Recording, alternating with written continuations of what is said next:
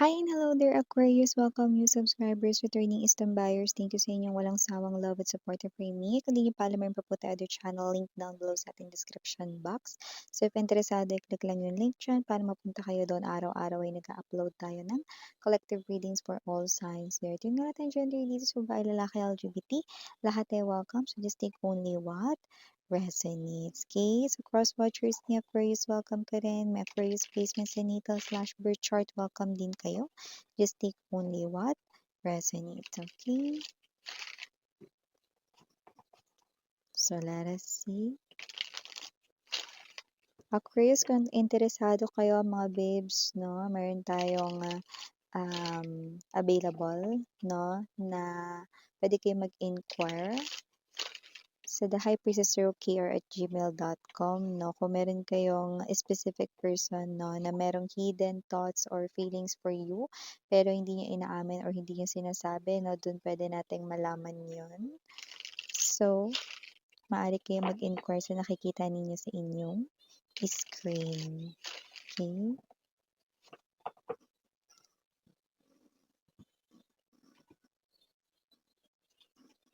Okay, so you have here Fool, King of Wands, Two of Wands, Emperor, Ten of Cups, Ace of Coins, bottom of the deck, Knight of Coins, Star, and Eight of Cups. So whoever this energies nakuha ko ngayon, it looks like with the Fool, maaaring meron kayo ditong i-try na may kinalaman sa pagkakaperahan. Go ahead! Kasi ang ganda ng nakikita ko because ang nakikita kong outcome for that ay ang Emperor's energy. So definitely, kung ano man yan, no, it's something here bago madidiscover or part-time ba ito, no? Or mismo dyan sa inyong trabaho mismo, no? So just take only what resonates. So parang nakikita natin dito na ito ay magdadala sa'yo ng more kita or more money. It could be an idea na bigla na lang susulpot sa isipan ninyo, no? Hindi nyo alam kung saan yun galing, no? Magpa-pop out na lang yun bigla. But with the major arcanas, galing yun kay universe, no? Kailangan mo lang maging mabilis. Kailangan mo lang paspasan, no? Na once na yun ay maisip mo, no? Makikita mo na ito ay kapaki-pakinabang din, go! I-apply mo na agad or gawin mo na agad. Gift yun, no? Ayaw mo ba nun? Cash yun. Pera yun, guys, no? So, maliban dyan, may energy rin dito with the King of Wands and the Ten of Cups. May karelasyon ba ngayon? Nakikita ko dito na yung tao na yun ay may gagawin upang mapabilis na ang inyo ritong pag-iisang dibdib or pagpapakasal. Kaya kung hindi pa kayo kasal, magkakaroon rito siya, no, ng marriage sa kanyang mind, no, at siya ito na mas gagalingan at mas pag-iibayuhin niya pa ang pag-iipon niya rito para sa inyong future at maikasal na kayo agad-agad. So definitely maaring mag-propose ito sa inyo anytime soon. Ayan, no? O yung iba naman dyan walang love life, no? Single Aquarians dyan.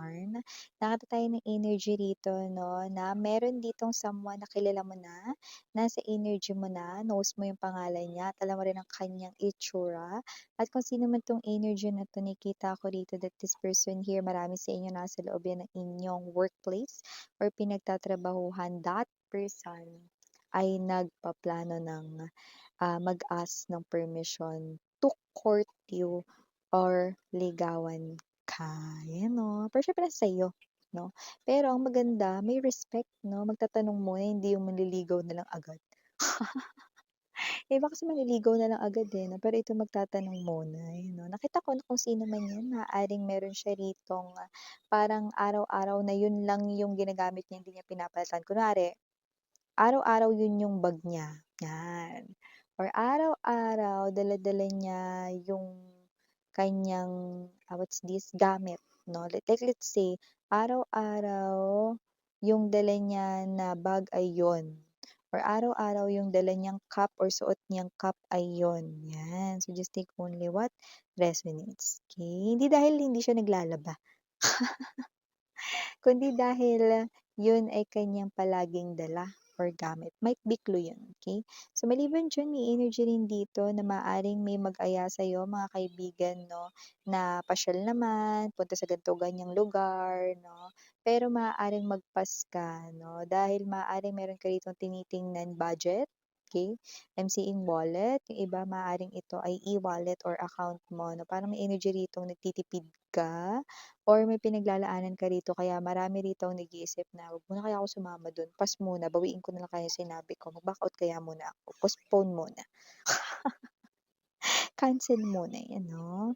So nakikita ko rito, 'wag ka mag-cancel mahal 'no, kasi nakikita ko rito 'no, na bago yang, trip na 'yan ay may darating na pera sa'yo. There's good news about money, you know. Oh. Okay, kung saan 'yun padadaanin ni universe puwede daw sa isang kakilala mo, 'yan. So maliban diyan, may energy ba rito ng merong may crush? May crush ka? 'Yan 'no. Nakikita ko rito na yung crush mo 'no ay maaaring makita mo rito 'no or parang makalapit ka sa kanya, 'yan 'no. Hindi pa ako nakakita rito ng as in talagang araw-araw mag-uusap na kayo 'no, pero parang blessing ito sa'yo kasi nakita mo siya ng malapitan or nakasama mo siya kahit isang beses lang. Ay, bongga 'no. So, kung sino man 'tong energy na 'to na parang para sa'yo dream come true na rin 'yun. So, hindi ko alam 'yan ba ang idol mong artista or baka may crush ka lang na parang parang feeling mo 'no ay may boundary sa inyong gitna 'no or sa gitna ninyong dalawa 'no. Pero makakasama mo siya rito ng isang araw or parang like let's say magkatrabaho kayo, example ng crush mo, pero ibang department siya, hindi kayo close, 'yan 'no. Pero maaaring magkasama kayo sa isang project or sa isang activity for a day, 'yan 'no. So, possible na gano'n. Thankful ka na do'n 'no, kasi parang energy mo naman dito, crush mo lang naman siya, hindi mo naman siya as in gustong ibahay na.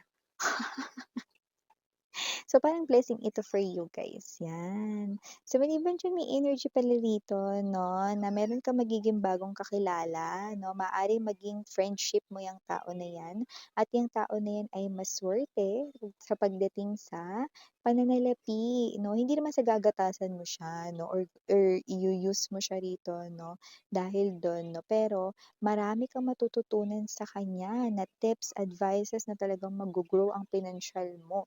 Kaya hindi ka lang magkakaroon dito ng friendship 'no or friend, maaring magkaroon ka rin dito 'no ng financial advisor, 'di ba? Ang ganda kasi nakita ko rito yung friendship ninyo, nakita ko na marami ritong kakilala siya na makakatulong para mag-grow yung pinansyal mo. Might be investments for others, okay?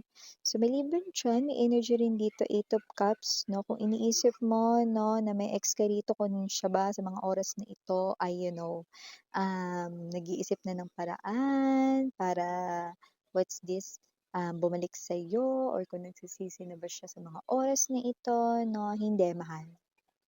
Okay, sa kasalukuyang panahon nag-e-enjoy pa siya at ang nakakaloka baka ikagalit mo yung sunod kong babanggitin, naiinis siya sa'yo, 'yan 'no, naiinis siya sa'yo dito 'no, kakaloka 'no. Siya pa yung may ganang manginis, yung iba rito nakita ko sila na nga yung nangaliwa sa third party, sila pa yung may ganang mainis, 'di ba? Kakaloka yung energy nun, pero yung nakita natin dito. And yes, nakita rin ako ng energy rito ha, na maaaring meron ka ritong first time mo na I don't know, makain ng isang food or matikman ng isang drinks, pero yung first time na yun ay parang, magiging favorite mo na yun agad-agad or uulit ka na bumili nun. So, parang gano'n nakita ko dito na parang new fave 'no or new favorite mo na yun na Aquarius. Okey lang 'yan mga babes 'no, basta 'wag lang araw-araw 'no, kasi nakita ko rito medyo may kamahalan, taray, yung presyo nun. Na 'pag inaraw-araw mo mga babes, so maaaring mataga ang iyong budget, 'di ba? So maliban diyan, may energy rin dito mga babes 'no, na possible na meron ka ritong long time wish na parang nagkakaroon ng delay, 'yan. Kung ano man 'yun, kahit ano naman 'yun, basta long time wish mo. Okay, with the Knight of Pentacles and the Star, nakikita ko na 'yan ay mangyayari pa rin naman pero maaaring hindi ngayon, okay? Maaaring sa mga darating rito 'no, na mga buwan or gitna mismo or kalagitnaan ng 2026, 'yan. Okay, okey lang 'yan, ang importante mangyayari, 'di ba? importante mabibigay sa'yo, may pagkakaloob 'no, kaya thank you na agad, 'di ba? Thank you na agad kay universe, i-claim na natin agad 'yan, Aquarius, okey? So nakikita ko dito 'no, na creative ka at maaaring magamit mo 'yan. So kailangan mo lang dito ng tiwala, you need to believe here sa iyong self 'no, and confidence dito ang kailangan mo. Meron ditong darating na opportunity kung saan maaaring mahiya ka rito 'no, na sumali diyan, jomoin 'no, or whatever. Pero nakikita ko rito na may kinalaman 'yan dito sa expertise or skills mo. Go ahead 'no, kasi nakikita natin dito na maaari ka diyang maka-receive ng incentives or credits 'no, pagdating diyaan, okey? Hindi itong oras upang maging mahiyain na Aquarius, okey? So yeah, mga babes, ito yung nakikita kong mga mensahe for ya guys. Again, I'm your Yana, only for the girls in Yana, do not for the boys. Sarang hail, love, and light. Please to check out other channel if interested. And don't forget to message me if interested dun sa akin binanggit, no, sa intro ng reading na ito to know the hidden thoughts and feelings of the specific person you want. Okay, so, sarang hail, love, and light. Annyeong.